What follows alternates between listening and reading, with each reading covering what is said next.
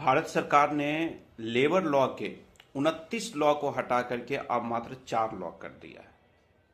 अब इन चारों में अभी जो एक इम्पॉर्टेंट रूप से प्राइवेट नौकरी वालों के लिए कॉरपोरेट का जो लाइफ स्टाइल है उसमें एक सबसे बड़ा सवाल आ रहा है कि क्या ग्रेच्युटी को 5 साल की जगह पे अब 1 साल कर दिया गया है। तो बिल्कुल ऐसा नहीं है भी और नहीं भी है। तो इस कंसेप्ट को समझने के लिए लॉ में ही लिखा हुआ है, प्रेस रिलीज जो है उस प्रेस रिलीज में लिखा हुआ है। मैं आपको सबसे पहले कोड 1 वेजेज 2019 जो आया है प्रेस रिलीज उसका रेफरेंस देता हूं। आप इसमें एक बड़ा अच्छा सा सेंटेंस जो आया है उस सेंटेंस को आपको समझना है कि कहता क्या है। इसमें एक टर्म्स यूज किया गया है, फिक्स टर्म्स एम्प्लॉयमेंट FTE, इसके बारे में डिफिनेशन इसमें दिया है। उसके बाद है कोड ऑन सोशल सिक्योरिटी 2020 में जो बताया है कि ग्रेच्युटी को क्या किया गया है। इसमें देखिए एक सेंटेंस लिखा है FTE, fixed term employees. FTE का मतलब होता है फिक्स्ड टर्म एम्प्लॉयज।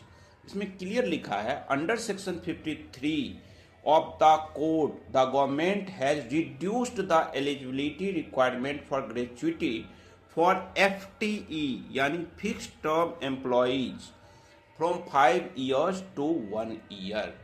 यानी कि जो FTE वाले हैं उनका 5 साल से 1 साल कर दिया गया। अब ये FTE होता क्या है, ये कंसेप्ट आपको सबसे ज्यादा समझने की जरूरत है। FTE का मतलब हो जाता है कि अगर आप किसी को हायर करते हैं एक कॉन्ट्रैक्ट के रूप में, टाइम बाउंडिंग जहां पे आप दिए हुए हैं उस जगह पे आप 1 साल अगर कोई काम कर लिया है आपके पास तो वहां पर आपको ग्रेच्युटी देनी पड़ेगी।